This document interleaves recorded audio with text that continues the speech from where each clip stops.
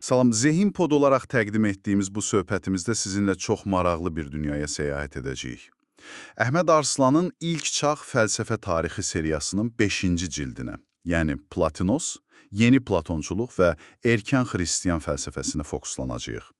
Məqsədimiz bu zəngin mənbədən yeni Platonçuluğun özəyini, qurucusu Platinosu, xristiyanlıqla olan o mürəkkəb əlaqələrini və əlbəttə sonraki dövrlərə təsirini, belə deyək, aydınlaşdırmaqdır.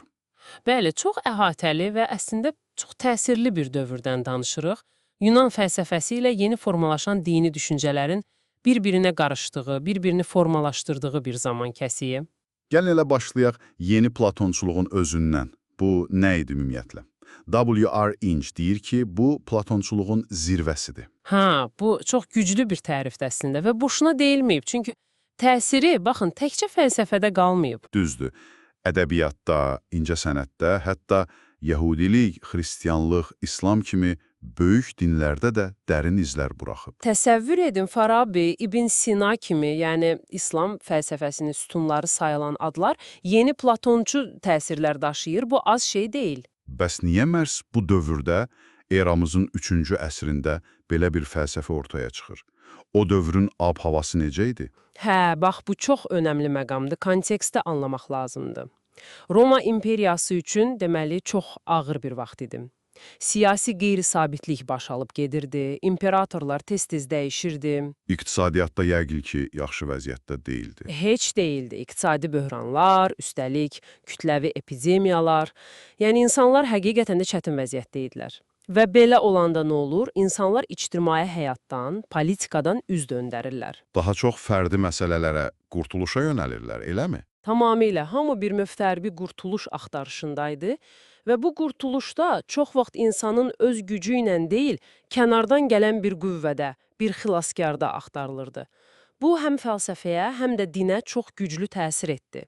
Və belə bir fonda Plotinos kimi bir filosof meydana çıxır.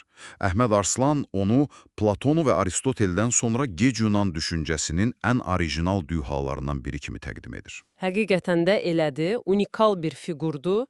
Onun fəlsəfəsinin mənbələrinə baxsaq, əlbəttə ki, Platon adı birinci gəlir. Əsas ilham qaynağı odur. Amma təkcə Platon deyil yəqin ki. Yox, təkcə o deyil, Aristoteldən də, hətta stoiklərdən də təsirlənib. Amma maraqlıdır ki, stoiklərin bəzi fikirlərini, xüsusən onların materializmini və tanrı ruh anlayışlarını kəskin tənqid edirdi. Yəni seçici yanaşıbdı onlara. Bəli. Həmçinin Numenius kimi yeni Pifagorçuların və Filon, Plutarx kimi orta Platonçuların da təsiri hiss olunur onun düşüncəsində. Mürəkkəb bir sintezdir əslində. Gələk Plotinos'un o məşhur sisteminə, vahid, əql, ruh. Bunlar nə deməkdir qısaca? Deməli, Platinos'un sisteminin zirvəsində bir dayanır. Yəni vahid. O, təsvirə sığmaz, sözlə ifadə edilməz, mütləq sadə bir başlanğıcdır. Hər şey ondan, necə deyərlər, daşaraq emanasiya, təşma yaranır. Günəş və işıq kimi düşünün.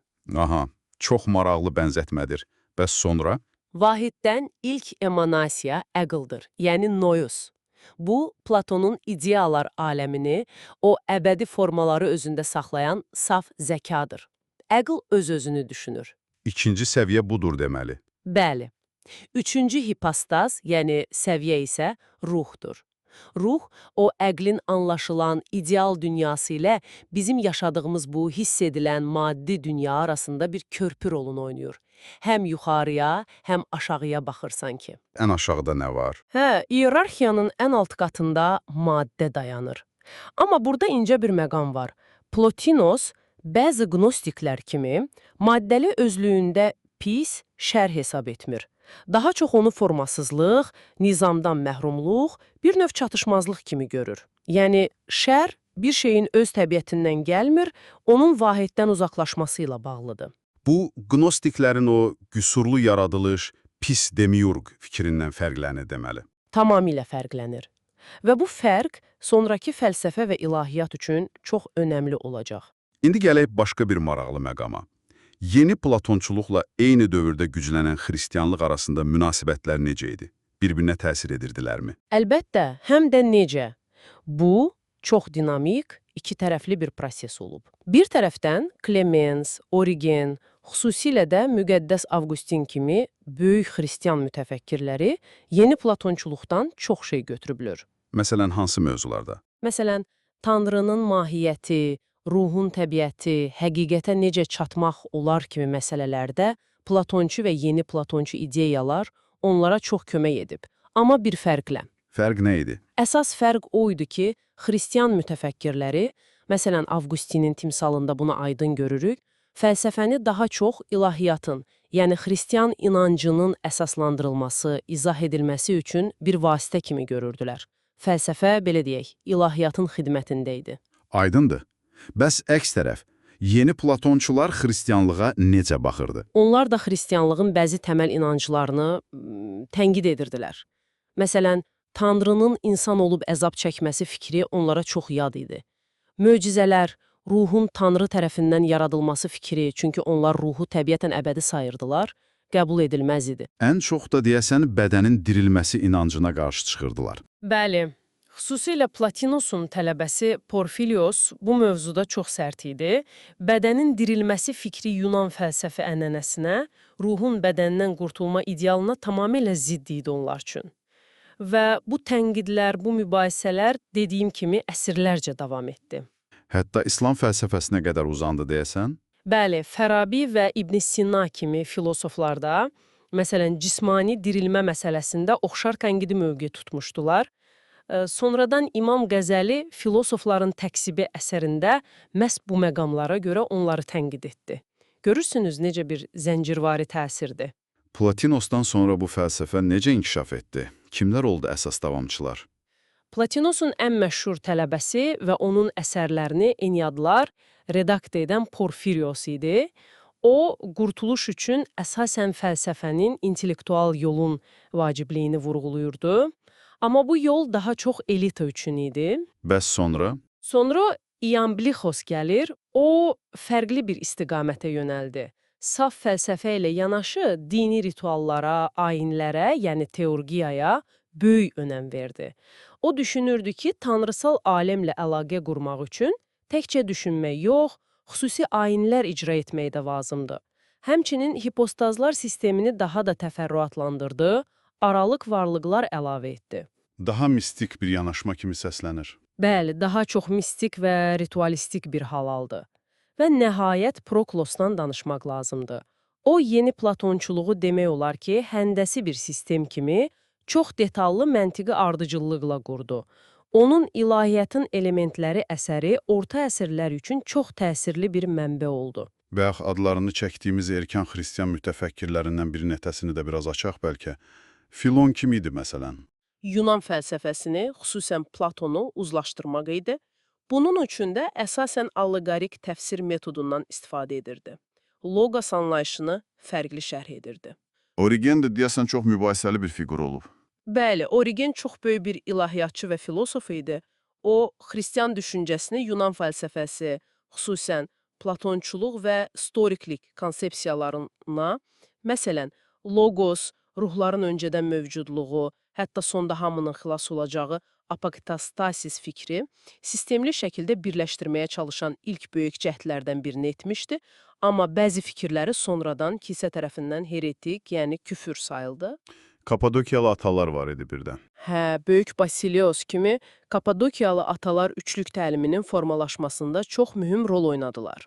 Onlar həm Yunan fəlsəfəsinə dərindən bələdidilər, həm də yaradılış kitabını şərh edərkən dövrün elmi biliklərindən istifadə etməyə çalışırdılar. Psevdo-Dionysius adı da tez-tez çəkilir. Aha, Psevdo-Dionysius Areopagita.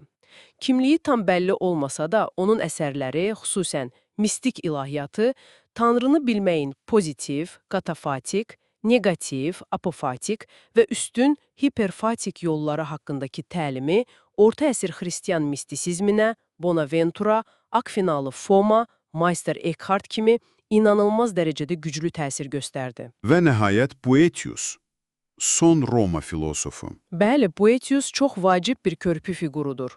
Həm Aristotelin məntiq əsərlərini latıncaya tərcümə edərək orta əsrlər Avropasına ötürdü, həm də həbsdəykən yazdığı fəlsəfənin təsəllisi əsəri ilə antik dövr fəlsəfi müdrikliyi ilə orta əsr düşüncəsi arasında əlaqə yaratdı. Deməli, bütün bu danışdıqlarımızı ümumiləşdirsək, Əhməd Arslanın kitabı bizə göstərir ki, bu eramızın ilk əsrləri, xüsusən 3-cü əsr və sonrası həqiqətən də böyük bir transformasiya dövrü olub. Tamamilə. Bu sadəcə köhnə fəlsəfələrin bitib yenilərinin başladığı bir dövr deyil. Bu Yunan rasionalizmi ilə yeni yaranan, güclənən dini dünya görüşlərinin, xüsusən xristianlığın qarşılaşdığı, toqquşduğu, amma eyni zamanda bir-birindən bəhrələndiyi, bir-birini dəyişdirdiyi mürəkkəb bir sintez prosesidir. Və bu sintez nəticədə həm Qərb, həm də İslam sivilizasiyasının sonraki intellektual inkişafının, belə deyək, DNT-sini formalaşdırıb. Məhz elə. Və bəlkə də əldiz dinləyicilər sizi biraz düşünməyə sövq edəcək son bir sual. Görəsən, bizim bugün 21-ci əsrdə yaşadığımız bu mürəkkəb dünyada məna axtarışlarımız, həyatın çətinlikləri, ekzistensial narahatlıqlarımız, bütün bunlar 3-cü əsr Roma dünyasında yaşayan insanların o qeyri-müəyyənlik içində üzləşdiyi problemlər, onların fəlsəfədə və dində axtardıqları cavablarla hansısa formada səsləşə bilərmi? Bəlkə də insan təbiətinin dərinliklərindəki bəzi axtarışlar heç də dəyişmir. Çox maraqlı bir paralellikdir, həqiqətən də üzərində düşünməyə dəyər. Bu dərin və maraqlı mövzuları bizimlə birlikdə araşdırmağa davam etmək istəyirsinizsə, kanalımıza abunə olmağı və əgər bu söhbətimiz xoşunuza gəldisə, bəyənməyi unutmayın. Bizimlə olduğunuz üçün təşəkkürlər. Növbəti müzakirələrdə görüşənədək.